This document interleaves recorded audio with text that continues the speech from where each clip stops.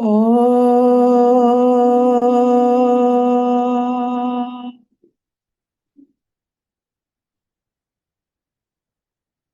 Om.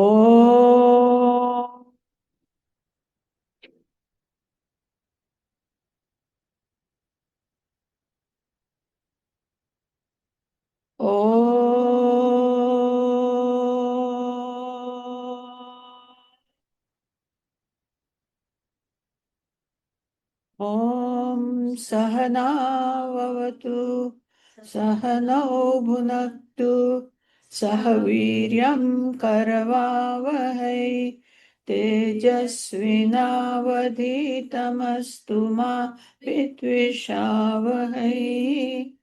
Om Shanti Shanti Shanti.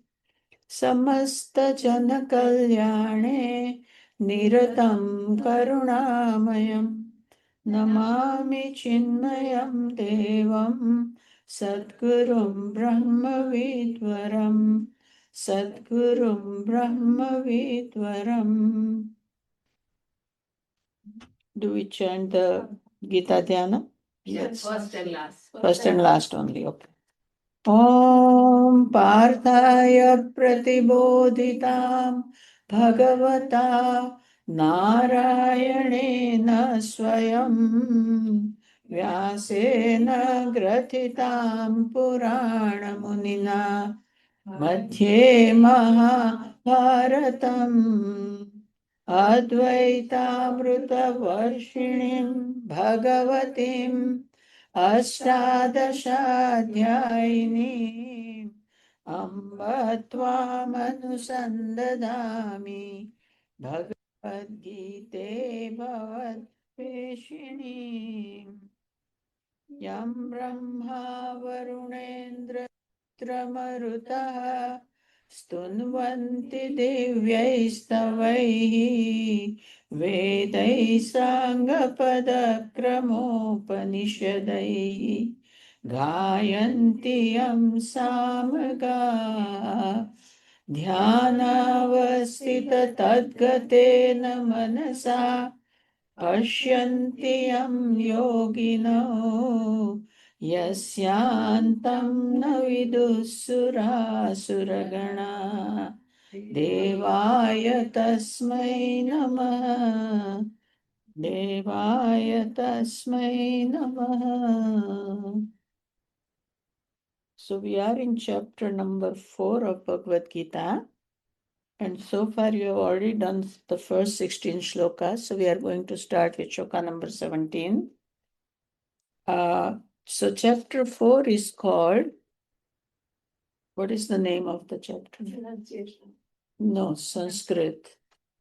Karma Sannyasa Yoga. Karma Sannyasa Yoga means renunciation of action in knowledge. Not just, okay, I'm a father, but I'm not going to take care of the kids, that's just a renunciation of action. But this has to be renunciation of action in knowledge. So action is not renounced, but it is the sense of agency that I am the father, I did it, I raised my kids well.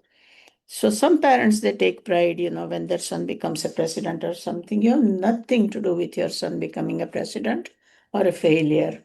They came with their karma phalas, they worked, you just provided an environment. So that agency has to go away.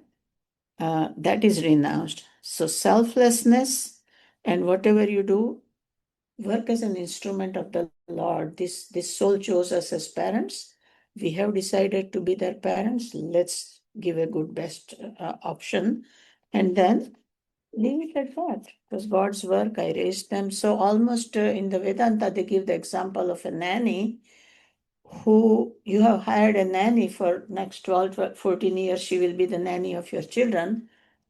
She raises them with the same amount of love that you raise the child with. If you're lucky, in India, we get those kinds of nannies, we do get. They almost become part of the family and they give the same amount of love, or they try to raise them as if they were their own children, knowing fully well at the back of their mind that this is not my child. So that attitude we have to train ourselves, that this is not my child. God just gave a child to us. Through me, the child has come. And I did my best to best of my understanding. I may have made some mistakes. Lord, forgive me for that. I cannot take any credit for their success or feel bad about or feel guilty about their failures. It's all part of their karma phalas or their whole uh, existence on this earth. So this chapter 4, the Lord is teaching us how to eliminate the ego. That ego has to go. So Gita Ben is a very good arts and crafts, and she did a good craft. But if she keeps thinking about it for rest of her life, that I am very good arts and crafts, person.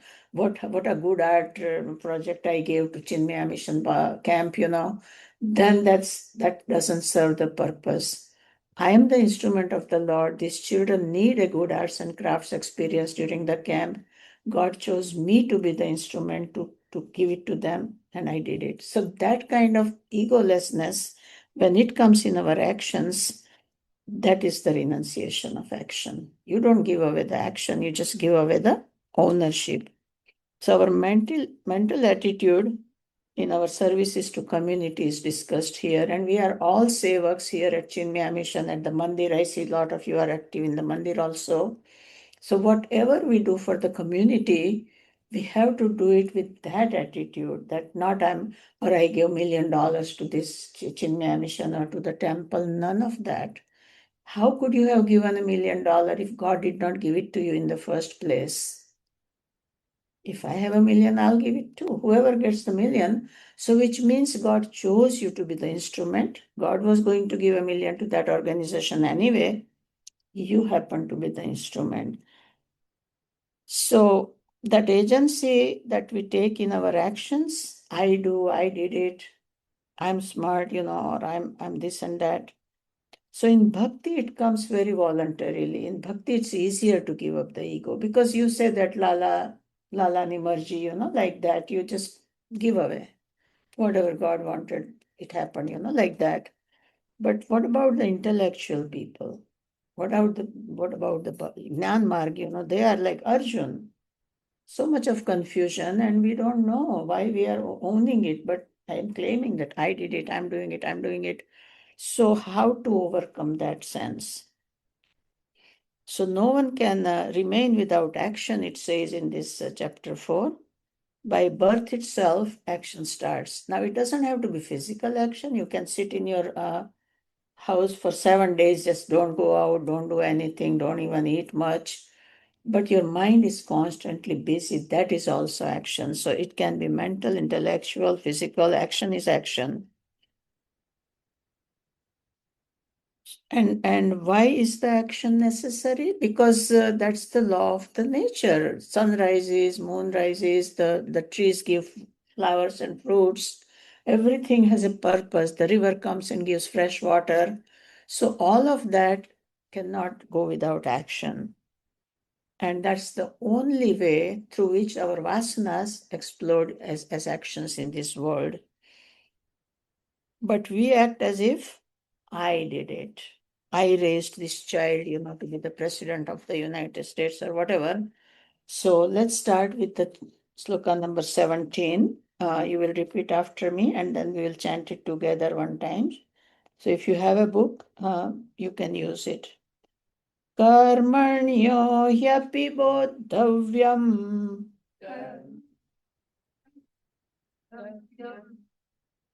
Karmano, I'm sorry.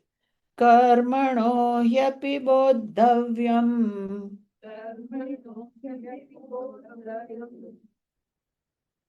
बोद्धव्यं च विकर्मणः अकर्मणश्च बोद्धव्यम् गहना कर्मणो गतिः together कर्मणो ह्यपि बोद्धव्यं बोद्धव्यं च विकर्मणः अकर्मणश्च बोद्धव्यं गहना कर्मणो गतिः. And the last 1/4 of the shloka is very famous, world famous. Gahana karmano gati, the gati of karma theory, all the karmas, action is so deep, no one has been able to explain it, he says. And this is Lord Krishna himself is saying it. So we are talking about three things in this shloka. One is karma, then the other one is vikarma, and the third one is akarma. So what are the meanings? So life is activity or inactivity, and that inactivity is pretty much same as Krishna will explain later on, that our goal of life is inactivity, but not running away from action, but running away from the ownership, doership, that kind of action. So under activity, there are two options. One is karma, one is vikarma. Karma means actions that have to be done. We get up, we brush, we take bath, we pray, we bow down to our gurus, our ancestors, whatever we do. We cook, we clean, we eat, all of that. We go and teach, or we go and work in the offices, bring money home and feed our children. We build wells, and in the old times we used to build wells. Now we build hospitals and uh, foster home, whatever. We create all sorts of social instructions that they give us. We do all of that. So under karma, we have three options. Nitya karma, which means daily duties. We cook for our family. Yes, that's our duty. Then there are naimittic karma, which are duties on special occasions. So if my in-laws are visiting me, I take good care of them.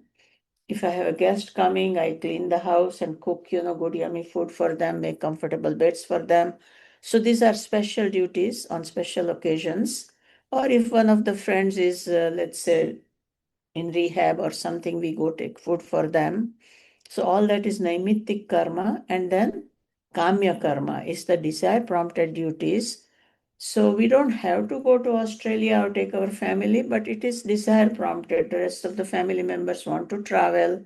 We want to have a 1 week of relaxed life. We go to Australia. All those are kamya karmas. And akarma really is not the opposite of karma, means stay away from karma. So this, whatever is on the board, we have sent it on the WhatsApp, so you will get to see it, whoever is online. So this is the state of actionlessness, means state of desirelessness. Even if you are cooking, you are not cooking. That's what we will study here in this chapter. And so therefore, these are the three main technical words here: karma, vikarma, akarma. And we will see how we should practice it in daily life as a Vedantic student, as the sadhaka. So, of course, there is no option of action, actionlessness in reality.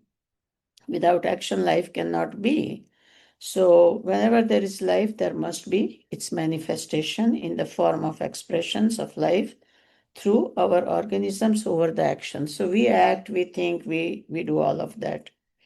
This actionless state is reached when ego is completely merged into the experience of the infinite self. We are very close to the real self, our own nature, and the individuality ends. So I don't exist as me. I just turn into an instrument, a hollow pipe through which God's energy flows to the world. So if he wants to send $1 million to the mandir here, he will choose me. He will give me $250 million. So 1 million is easy. I'll donate it to the mandir. I'll donate it to this university, that university. So reality is that he just chooses you and me as instruments. I have nothing to do with that action. And so when you reach that stage where there is no ego left in you, you are only working as an agent of the Lord, who will do it anyway. He tells Arjuna very clearly when Arjuna is resisting, fighting this war, and he says, how can I kill my uncle? And my guru, my grandfather, He's so disturbed with the thought even. And Lord Krishna shows him in the Virat Rup that they're already dead. They're stuck in his teeth, like when we eat mango and the fibers are stuck. That's how those Dronacharya and Bhishma, they were all stuck in Lord's teeth. He saw it with his own eyes. So Lord Krishna says, I have already killed them. I'm just choosing you as an instrument. If you say no, I'll find someone else to kill them. So go ahead and do it. It's your duty, he says. And that's like your Nitya Karma. He is a Kshatriya, so that's his duty. Or Naimitic Karma, whatever you want to call it. So this actionless state is reached when the ego is completely merged into the experience of the infinite self, when the individual awakens to live in universal consciousness, and we don't exist as individuals. It's like wave, wave cannot exist by itself. It has to become water immediately. Same way we will act as the universal self. So this is the God realization state. And that is called akarma. That's the real meaning of akarma. Not inaction means run away from the actions. So now what is karma? So there are three kinds of karmas, but this is our true duty, right action. Performance of correct action is always constructive and ever production of good results. We feel satisfied. Even the students, they study, they get the best results, go to good colleges, like when we perform our action, no problems. Even in our own spiritual progress on the spiritual path, if we meditate like our guru tells us to meditate, then we will make big progress. When activity ends, that means person is dead. That's when the action ends. So the example is the stagnant pool of water. You have seen it in your backyard or anywhere. That water doesn't go anywhere. It collects moss, it collects all the insects, starts to stink even. And look at the fresh, water in the river. It keeps flowing. So action is a must. We must act. Now let's look at vikarma. So vikarma is action to be avoided. So in our scriptures, there is a list of things that we should not do. It's forbidden. And they spring from our lower nature, like the desire to cheat someone, get rich overnight, push someone in the ditch so I can go ahead, like those kinds of desires, because they are destructive and they should be avoided. They're forbidden. It destroys the peace and poise in one who is performing them and brings about the terrible, terrible results for our surrounding, our people, our relatives. Everyone gets in trouble. We end up in the jail. They have to run and rescue us, go to the lawyer, all that. So these actions are prompted by our ego. They pull us down on the ladder of spiritual progress. So stay away from those. Let's go to the next sloka. And if you have any questions, you may ask at the end. So please write it down if there are any questions in this thing. So next one, number 18. Karmanya karmaya pashyet. Karmani cha karmayah. I'm sorry. Akarmani cha karmayah. Sabuddhiman manusyeshu. Sayukta kritsna karma krita. Together. Karmanya karmaya pashyed. Akarmani cha karmayah. Sabuddhiman manusyeshu. Sayukta kritsna karma krita. So the meaning is he who recognizes inaction in action and action in inaction, that is like the akarma we talked about. He is the yogi and the true performer of all actions. So our goal is nitya karmas we have to do, so don't even give any thought to it. I mean, what is the doership in taking a bath? We took a bath because we wanted to take a bath. So it's like there is no ownership, doership there. Naimitic karma also, someone came, you have to cook and feed them, make them comfortable. So it is the inactivity, it is the goal of our spiritual sadhana is to reach there where karma becomes akarma, and we see no action in the action that we are doing, because I'm not doing it, it's Lord's work, my body is doing it or my mind is doing. And then these are the wise men, he calls them yogi. So if one does all the right karma for a long time in life, when can we say I have become perfect? I have spiritually realized this. When can we say that? We keep doing everything that's in the scriptures, and we are doing it right. We are not doing any vikarma. We are doing all the karma with full heart.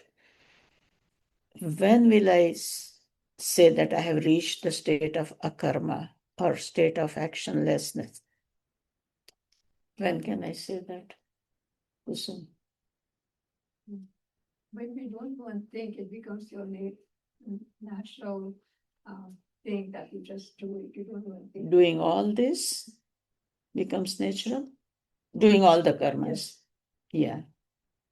And so how does it help if you don't think about it? Anything.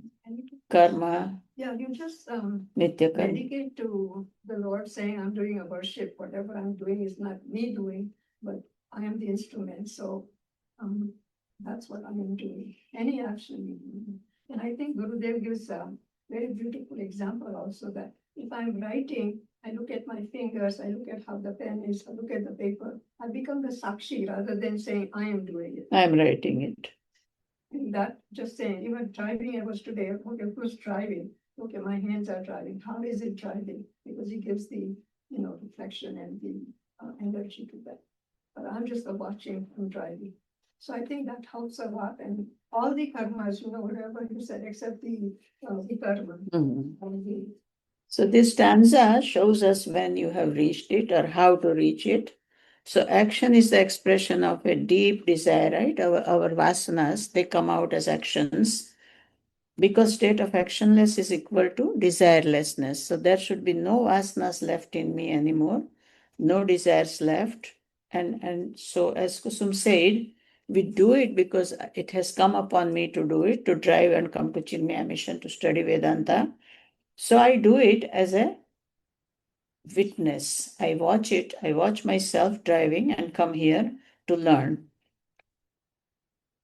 So when the physical inaction is, there is still mental and intellectual action is going on, right? But in a sattvic person, he himself or herself looks at himself as an agent of the God. He's observer of it. He's just doing everything and observing it himself, doing it. And he is reveling in the inactivity or a karma, or no sense of doership or enjoyership or nothing. So why do I eat? To keep the healthy body, not because I love to eat and then I overeat and I eat all the wrong foods. So that kind of attitude, when it comes, we have reached the akarma state, right? And this is maximum sattvic stage. So in sattvic people, you will see that when they eat, it's like eating meditation, walking meditation. Why? Because right action undertaken with a sense of devotion and dedication, it creates a sense of complete detachment. So I cooked for, let's say I'm having 10 people this evening for dinner. I cooked as best as I could, and that's it.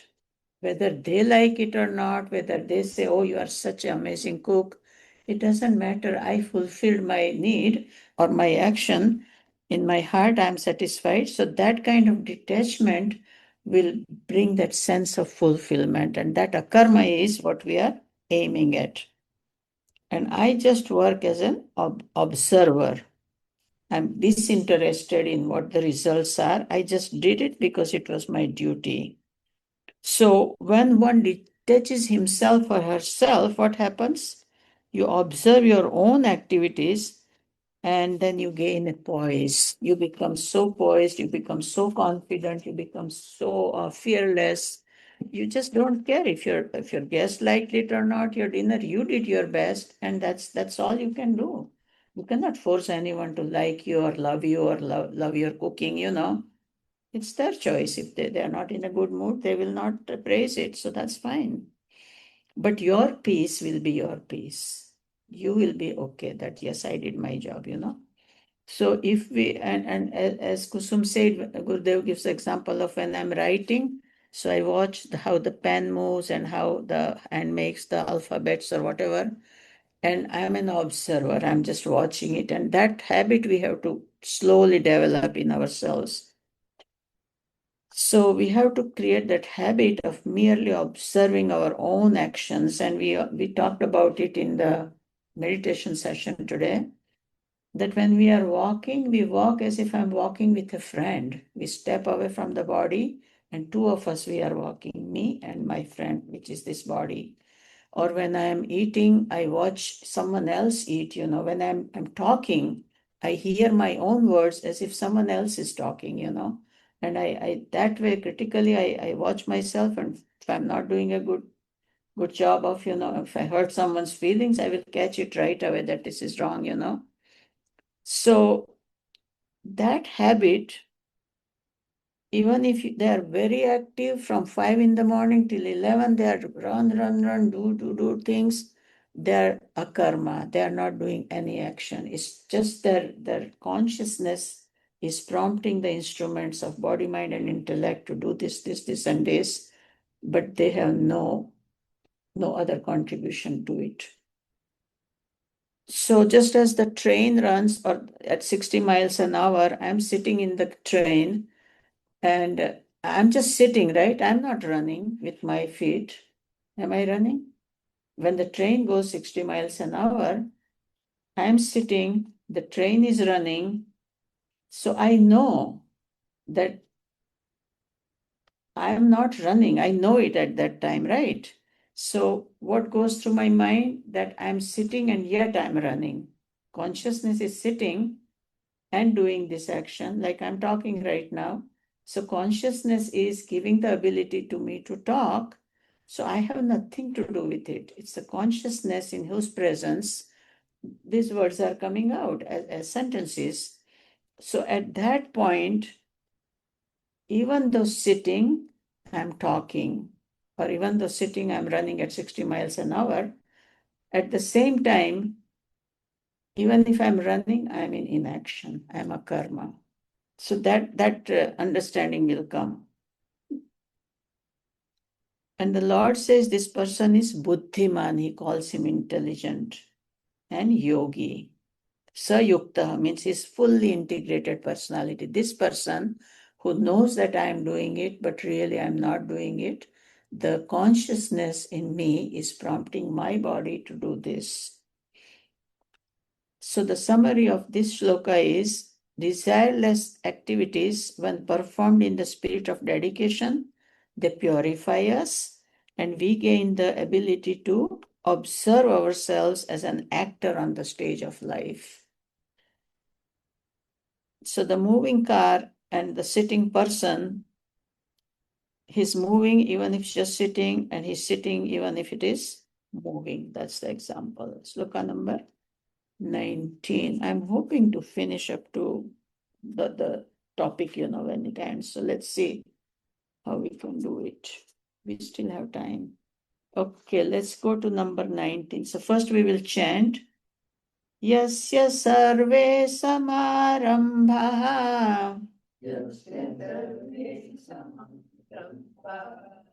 kama sankalpa varjita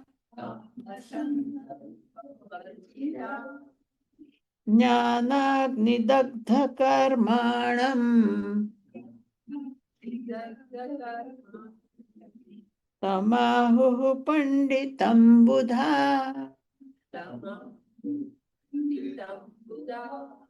Together.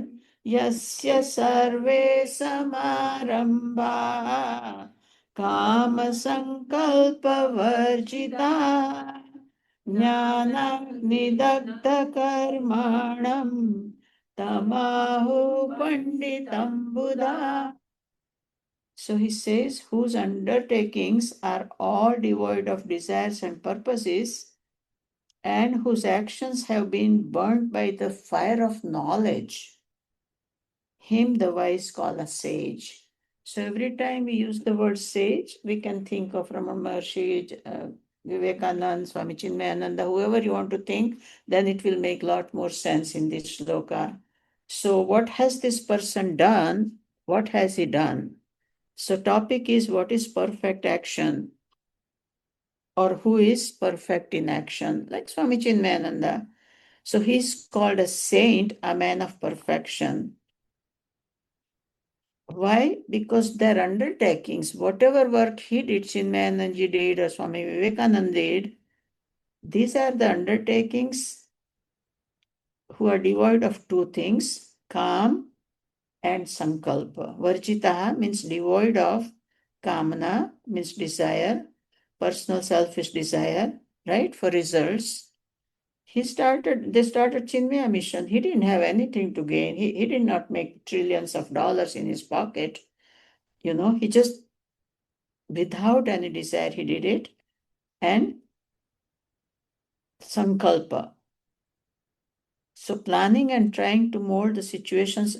So what do we do when I want to create a wedding, let's say wedding event for my son?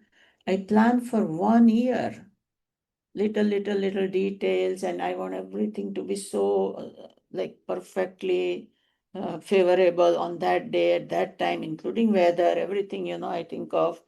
So that is the planning and molding the situation according to my needs. And that is very exhausting. At least weather you can never control. If you're an outdoor wedding 1 year away from today, you don't know what the weather will be like on that day at that time. I have seen so many weddings where they have spent millions of dollars on the beachfront, and at 10 o'clock in the morning, and there is not even a canopy, and no one wants to sit and attend that wedding. I have gone to so many weddings, the most expensive venues, but everyone is running away to the shaded, little building. No one is sitting there and watching that wedding. So what good is that wedding? So we plan everything and we waste so much of our energy in it, and yet nothing comes out of it. We are exhausted. So we are fighting against the odds. This drains away all our inspiration and joy. Another thing is desire for result. That also dissipates our energies because we have fixed, this is how it should be. If I invest, I must get 13%, return on my investment, all that.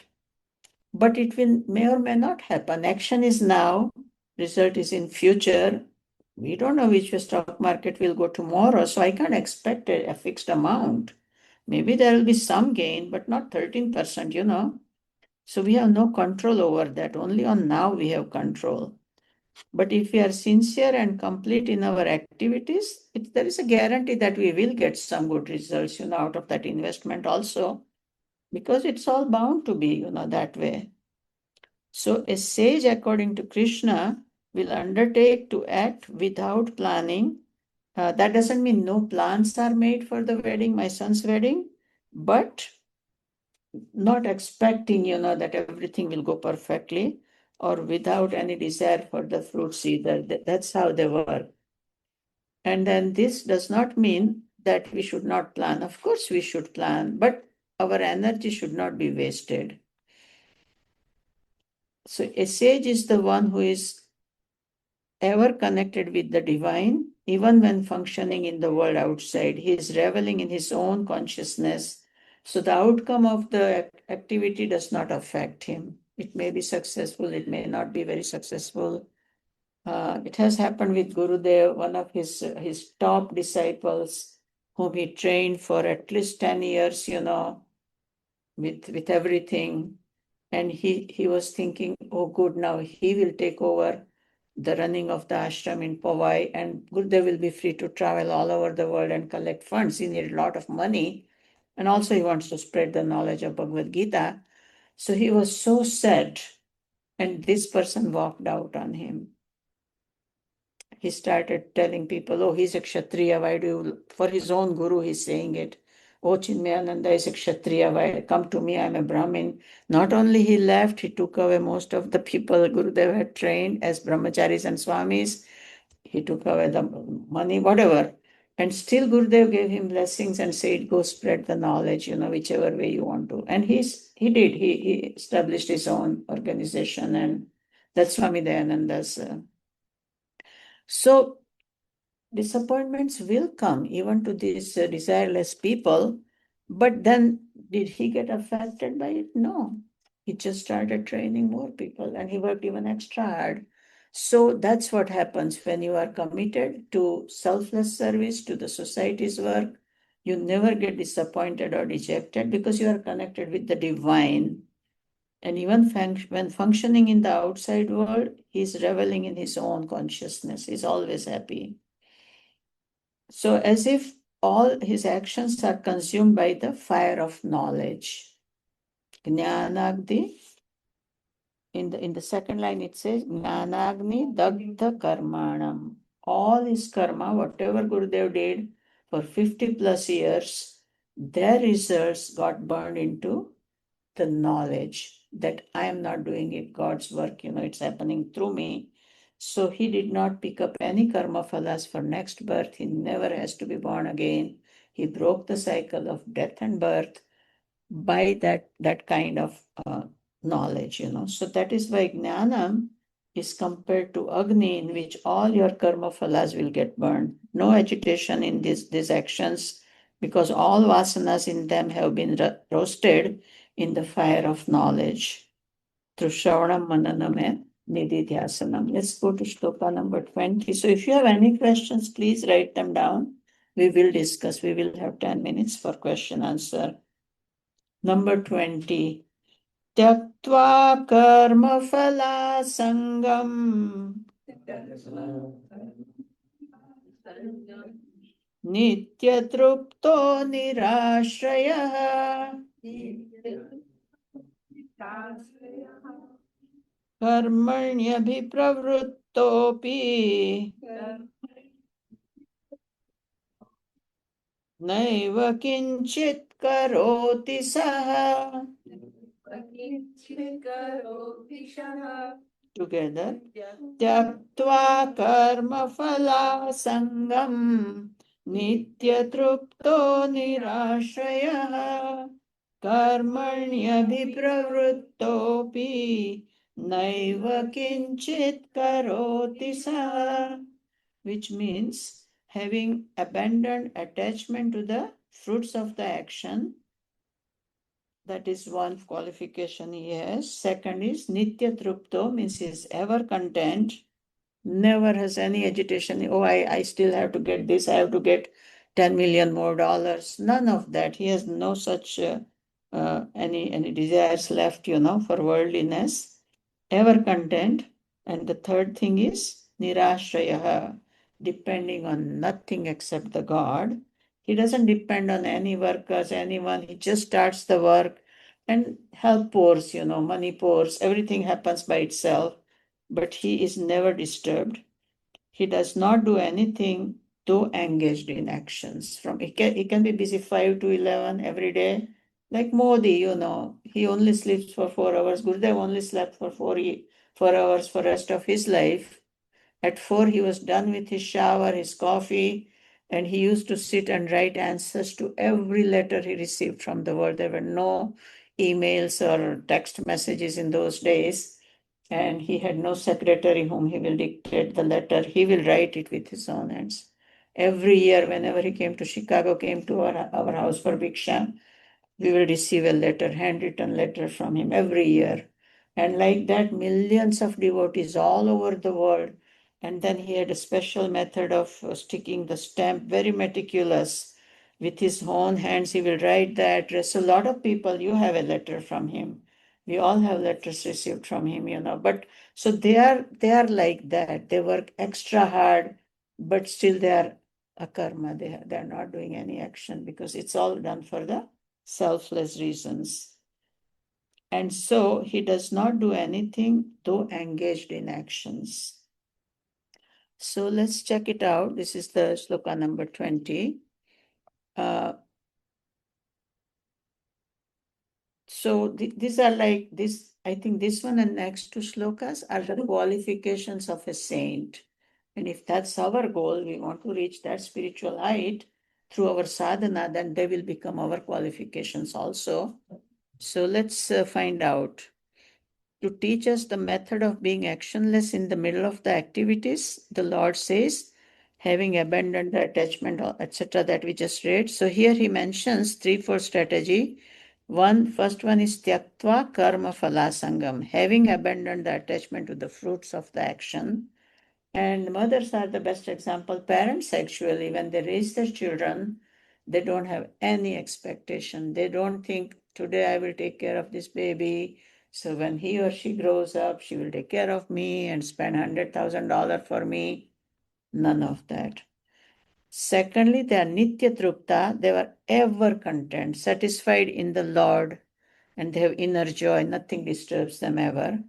Third thing is they are nirashrayaha, means depending on nothing other than the Lord. They only depend on the Lord to fulfill their needs. We have the example of Mehta, where for his daughter's wedding he had no money, but he said, Krishna will take care of it. And Krishna comes in the form of a Shet, and then gives the hundi and says, oh, this is, you had invested here, I'm returning with interest, just God himself comes and takes care of them. So they never depend on anyone. So if working in this method, he does not do anything though engaged in action. So that's the one way of getting a karma. So give up the mental slavery and intellectual clinging to the expected fruits. When you do anything, let's say you are taking an exam, or you are going on a vacation and you expect this, that, but suppose everything goes bad, there's no weather, or big tsunami came in Hawaii and you had to run back without the, vacation. Thank God you are alive and you are back in your home, like that. So no clinging to the fruits of and then otherwise what will happen? So tyaktva means give up. Give up the fruits of the actions, do the work and do it as God's work. Sang is the clinging to karma phala. So depending on nothing other than the Lord himself, and they do it with so much of energy and vigor and courage and confidence, and the things do happen well. Nothing goes wrong in their activities. And even if they go wrong, like how in Swami Chinmayananda's life, his Patta Shishya left him, still mission work is going on. Others came up and they were trained. It took longer. If this person had stayed with Chinmaya mission, right now we would have been like millionfold progress. It took 10 more years for him to get what he wanted to get, but he didn't give up. He was very cheerful even then. So for the painter, what is the reward? Chagan Bhai, what is the reward? You are a painter, you are an artist. Let's say Mona Lisa you created. What is your reward?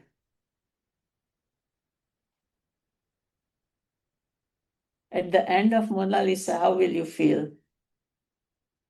You are done. You got your reward just by that completion of that perfect painting. You don't expect any $1 trillion, sale of that painting. Even if it doesn't sell, you live like a beggar in the house. You are fully content. You are fulfilled because you wanted to create an artwork and you created the best masterpiece, Mona Lisa. What more do you want, right? So that's how we should feel when we undertake something and we do it to the best of our ability. We don't expect any results. There is no need for any monetary or any other transactional. I did something for you, I expect you to say thank you. That's nonsense. In Chinmaya Mission, a lot of people walk away because no one recognizing and saying thank you. No need. You came here to serve, you serve and you go home. That's your reward, that you had an opportunity to serve. And I see a lot of us who are sitting here, we are all karma yogis and we are doing it without and we still feel so fulfilled. No one says thank you to anyone in mission. And no one fights for the position. No one says, I want to be the president of this Bakersfield Chinmaya mission. No one does that. Let the president be president. We do our job, The saints become independent of everyone else and everything else. Ego in him is completely gone, and no doership or enjoyership is left. though engaged in action day and night, like Modi, Chinmayananji, Vivekananji, they just did work out of the world, that kind of work. So when you act like this, no more vasanas are collected in your personality and you are free out of the circle of birth and death. You are totally done. Therefore, his efforts do not contribute any action. He is not born again. He's fully satisfied. Example is when someone is sleeping and in his sleep, we are all sleeping in the same room. We are visiting someone and they kick me in the sleep. I don't blame them for kicking me. I don't want to take a revenge on that. They're sleeping. They have no knowledge that they kicked me, right? So that way, when the person works without any selfish desires, they don't collect any karma phalas. That's the example. Because he had no intention of hurting me, he or she. It was an accident, in his sleep. So it is the ego and the egocentric desires in us that make us act, and it leaves behind vasanas. Whenever I expect results, my next birth is guaranteed. Sloka number 21. Nirashiryata chittatma त्यक्त सर्व परिग्रह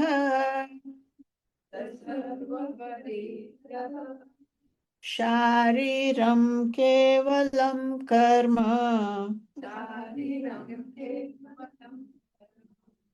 कुर्वन्नाप्नोति किल्बिषम्. Together. Nirashiriyat chittatma tyakta sarva parigraha shariram kevalam karma kurvannapnoti kilbisha. Kilbisha means sin, papa. So without hope, so these are continuing with his qualifications, how he behaves or what kind of personality he has. Without hope, with the mind and self-controlled, having abandoned all possessions, doing mere bodily action, he incurs no sin because he is not doing it in a selfish way. So there are a few words. Nirashihi means he functions without hope. Gurudev, he trained this person and he chose to walk away. So that's fine. He will still continue his work. He's not going to fold up his shop and say, I'm done. This world is so bad. I don't want to deal with these people. I'm done. He could have done it and we would all have missed out on it. But he chose to continuously work harder even. So they function without any hope. Yata chittatma means with the mind and body controlled all the time, full control of sense organs, of the body, everything. So he can get up at 4 or get up at 3:30 and be ready to work at 4. And he can stay up till 12 midnight and then sleep only 4 hours. There's control over the body and mind. Tyakta sarva parigraha means all his sense of possession or ownership is given up. I'm not acting, so how can I own this action? I'm not doing anything. I'm not the doer. Let's say Vinayji is doing something. He's organizing the Diwali function. I'm not doing anything. So how can I take credit for it? He is doing it, but he is doing it with the sense that this is Gurudev's work. I'll do the best to my ability. So even he is not getting a credit. Because who is ultimately working is Gurudev himself. He wants the Bakersfield people to have the experience of a good Diwali celebration. So he chose Vinayji as an instrument. And like Varshaben feeds so many people, thousands of people in 1 year, but she doesn't take the credit. She just does it because someone has to do it and she's good at it. So Gurudev chose her to plan the menus and feed. And even if she wasn't here for a whole week, she planned all the menus for the Swamiji's visit. So everything works out because you don't have a sense of doership. So tyakta sarva parigraha, all the sense of possession is gone, ownership is given up. Shariram kevalam karma kurvan. So merely doing the bodily action. So for Varshaben to plan all the 1 week's meals or 10 days meals, she has to call a few caterers, run by the menu, make the menus, all of that has to go on. So body will work, but there is no ownership. Na apnoti kilbisham. That person does not incur any sin. So there is no next birth for them. If they do all their action morning till night, there will be no more karma phalas accumulated. So this is the theme of Bhagavad Gita, that do your work, but don't do it with egocentric desires. Okay, that I am the doer, I am the actor, because if you become the actor, you are the sufferer also, right? When you are actor, you suffer if it doesn't go well. But if you are not the actor, you said, I did it, I did my best. My only reward is a perfect piece of art.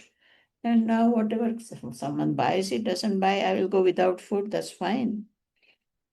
So just the bodily actions and no ego cannot bring any consequences for us. He's not the actor, the actions only flow through him. So think of the flute of Krishna. How does the flute play music in his hands? There is nothing, all the little knots are removed. It becomes hollow. We have to become hollow with no ego, zero ego. Just say, oh Lord, I'm your pipe, I'm your conduit, flow through me. And all the actions will come through you because you are the right instrument. He is looking for the right instruments, and we be the one. He's not the actor, the actions only flow through him. He's the instrument for the Lord's will to express itself.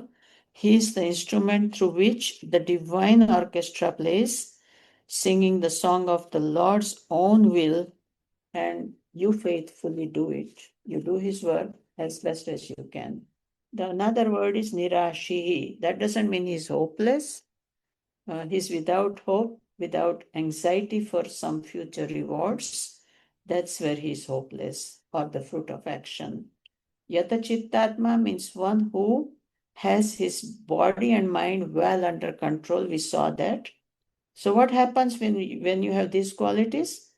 There is no more any individual ego and no identity, no assertion that I did it, no proving anything. And when the ego goes, the sense of possessiveness goes away. Tyakta sarva parigraha. So he only acts with body. Mind and intellect don't come out with ego, that I did it. They are fixed on the ideal. Only body works. When we thus come to act merely with the body, shariram kevalam karma kurvan. Those are the words of Lord Krishna. With the body alone he works, leaves the mind and intellect aside. Those actions will not incur any sin. Na apnoti kilbisham. Kilbisham means pap. He doesn't get any pap. So what are sins? Sins are the results, like the feeling that you get with the wrongdoing. You did something wrong, you cheated someone, you did something, you said harsh word to someone. So they are pain-giving tendencies, vasanas. They are left over by the wrong actions and foul thoughts. But if there is no ego or egocentric desires, then there is no action that is that kind of lower level, and no more vasanas are created. Actually, the vasana purgation is done, and you are totally devoid of birth and death cycle. So let's see. I don't think we have much time, but let's just go ahead and finish the 22 also, because actually the 22 and 23 both have the further qualifications. So let's just do 22 in next 5 minutes, and then we'll have question answer. Number 22. Yadricha santushtaha द्वन्द्वातीतो विमत्सरः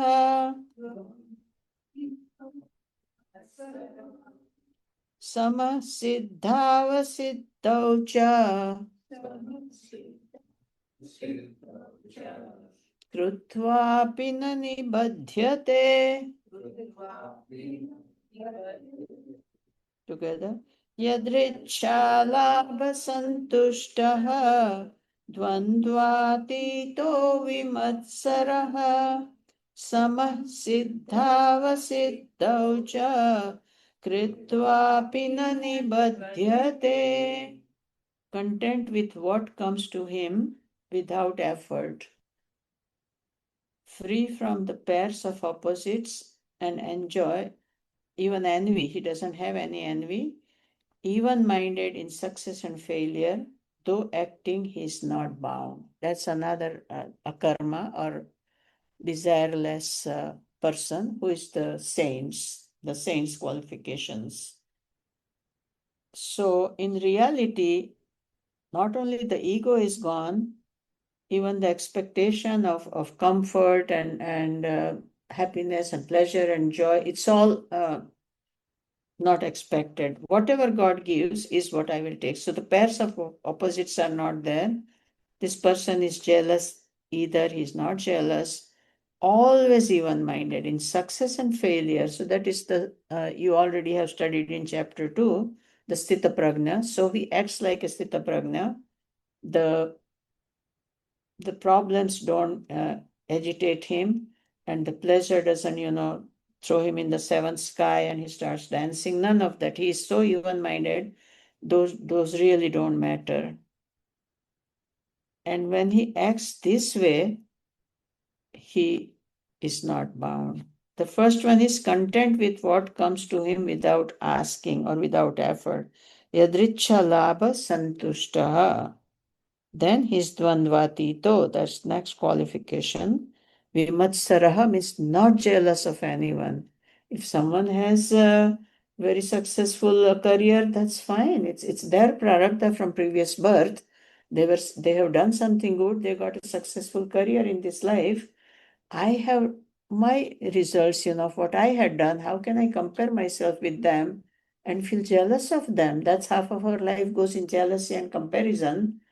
But there is no need for it. Each one of us has what we were supposed to get from our own karma phalas from the previous. And then same in siddhi and asiddhi, success, failure. It's God's, my karma phalas. I can't control any of that. So I think with that we will stop. Let's conclude. Om Sarve Bhavantu Sukhinah Sarve Santu Niramayah Sarve Bhadrani Pashyantu Ma Kaschid Dukha Bhag Bhavet Asato Ma Sadgamaya Tamaso Ma Jyotirgamaya Mrutyorma Amrutam Gamaya. Om Purnamadah Purnamidam Purnat Purnamudachyate Purnasya Purnamadaya Purnamevavashishyate. Om Shanti Shanti Shanti. Hari Om Shri Gurubhyo Namaha. Hari Om. Thank you, everyone. Hari Om.